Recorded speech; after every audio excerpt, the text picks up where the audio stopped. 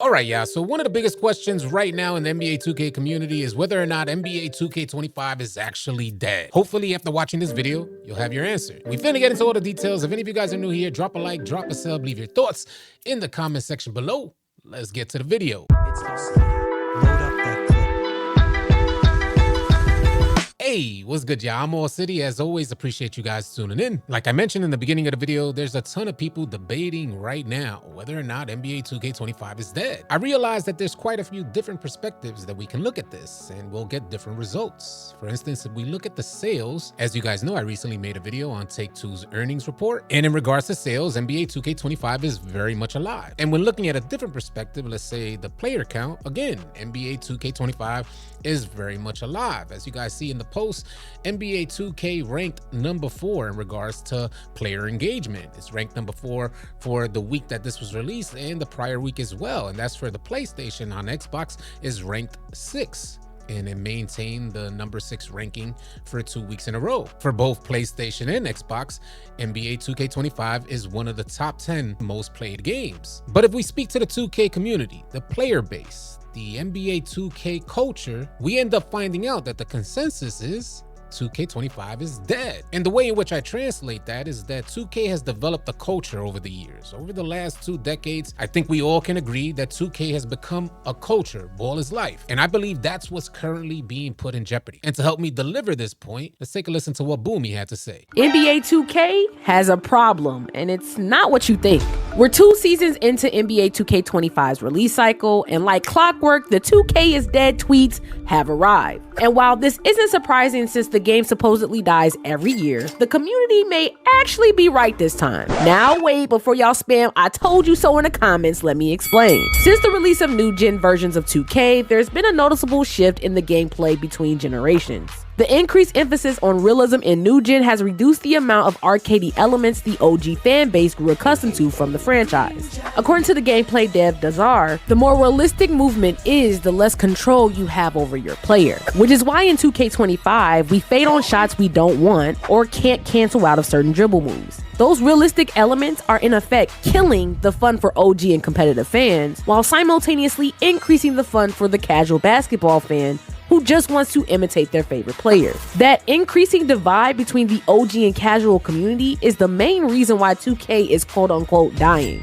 Because on a game that has cap breakers, OG parks, and fulfilling rep rewards, it's the gameplay elements that are quote-unquote killing an otherwise great game. That's why. Boomy laying down the facts. I share the same sentiment as Boomy. As Boomy pointed out, Dazar, NBA 2K developer, mentioned that the more realism we add to the game comes at the expense of 2K players having control. In other words, 2K players have to relinquish control to allow 2K to create more realism in the game, moving like your favorite players. And this means more often than not, more often than we're accustomed to, 2K takes control of your players, simply to make it seem quote unquote realistic. My biggest argument is I want to be the one in control, making those moves, making them seem realistic. I don't want 2K taking control of my player to play out an animation while I sit, wait, and watch, unable to determine the outcome and final results. That makes 0 sense to veteran 2K players, especially when we spent 2.5 decades developing this culture, having way more control over our players and our player movement and gameplay animations than we currently have. Bottom line is, I feel like 2K should mind their business. Give us the game.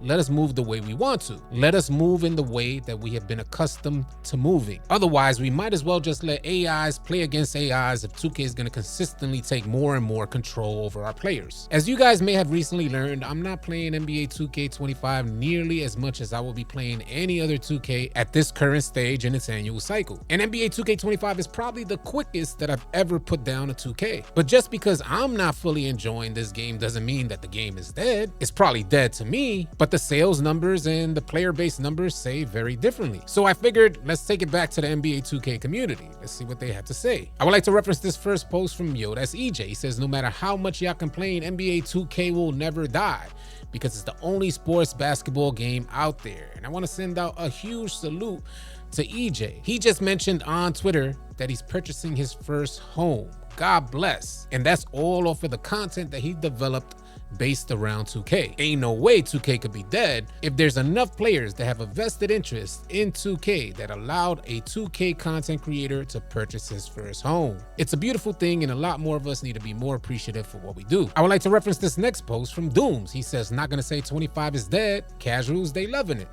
But if you know you're an above casual player, you see the issues clear as day.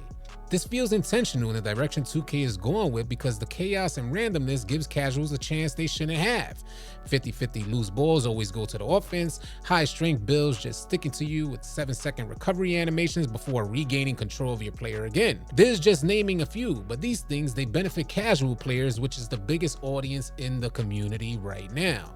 Keep playing or just don't. That was one of my favorite breakdowns and probably the best advice to give to current 2K players who are unhappy with their experience on 2K25. I would like to reference this next post from Lily. She says, I think it's time we finally separate what we really mean by 2K is dead in quotations.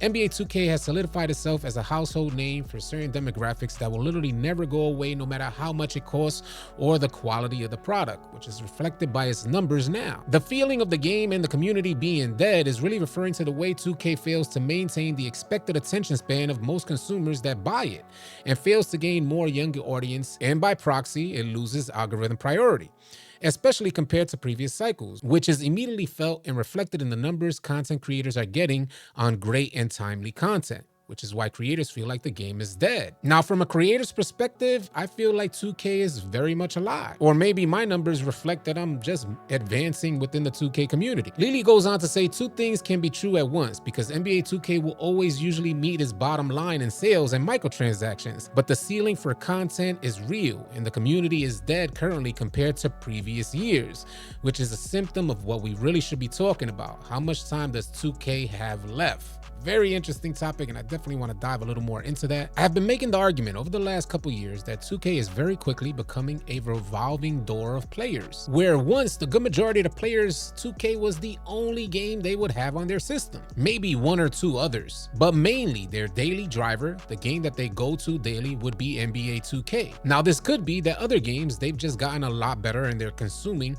a lot more players' time, which otherwise these players would have been on 2K. That could be one answer. As Lily had mentioned, 2K currently has an issue with player retention. This is mainly why you get surveys from 2K asking what they could do better. Did you like this about the seasons or whatnot? What they can do to make things better. As 2K's number one line item expense is marketing, so they want to know exactly how to market to you guys to keep you guys playing. I feel like the current development of gameplay for 2K is coming at the expense of its core player base. I also feel like NBA 2K's core player base is what helped develop 2K's identity. If 2K loses its identity, loses its core player base, then this means 2K has to get a lot more players playing the game to get on for maybe a month or two, which is reflected in their player base numbers, as opposed to having a smaller group of players playing the game every single day for hours on end for the entire annual cycle. And although I may be biased in this opinion, I believe that losing your core player base will serve as the beginning of the end, whether that end comes 2 years from now, 5 years from now, or 10 years from now. The main issue I had with that is that when 2K catered to the core player base, I'm sure a lot of us felt that this thing was going to be generational. We're going to pass it down to our kids. We're going to pass it down to our nieces and nephews. It seems like 2K is no longer the daily driver for players. It's more like a holiday occasion type of thing where foes get together just to have fun playing a basketball game. I also feel like this approach toward gameplay development is going to have 2K players losing their competitive edge, and that competitive drive is what kept 2K players on the game. I would like to reference this next post from Chalk as he weighed in on this as well. He says, the truth of the matter is 2K is far from dead. It is in the top 5 most played games every week on Xbox and PlayStation. What's dead is the community, and the question becomes, how do we fix it? How do we get the community lit again? I honestly don't know if there's an answer for that. If you guys have thoughts, definitely share in the comment section below. Yankee ended up responding saying, honestly, I just don't see it ever being the same again. People grew up and 2K just doesn't appeal to the new generation. Add into that, most kids and families can't even afford to play 2K right now with the price gouging microtransactions in this terrible economy. The fun community aspect is gone. I couldn't agree more. When I was younger, I wouldn't have been able to play this game. When I say we were broke, We were black and white cereal box, black and white peanut butter container type of broke, brick of cheese type of broke. If by the slim chance I was able to afford the game, I definitely would have had to grind my build out, no VC spent. Chalk weighed in again as well, saying there's another really good take. I say on my stream all the time that I would never been able to play 2K today if I was a kid. My dad would have smacked the ish out of me if I asked for another $100 for VC after buying a $70 game. Absolute facts. So I think we have our answer, y'all. What it seems to be is that this is the beginning of the end for 2K, beginning of the end of the 2K culture, where players are no longer committed to the ball is life mentality. Players are not nearly as devoted to the franchise as they once were. It's the new age of players who just get on for a season. That's just my humble opinion. Definitely curious to hear yours, so share it in the comment section below. If you're new here, drop a like, drop a sub on your way out. I'll catch you guys on the next video. If you guys are tired of running with randoms and you're looking for players to run with on NBA 2K, come on out and join the AllCity 2K Discord. The link will be in the description below. Find players and get runs now. Drop a like and drop a sub on your way out. Leave your thoughts and comments in the comment section below. I'll catch you guys on the next video. Easy, y'all.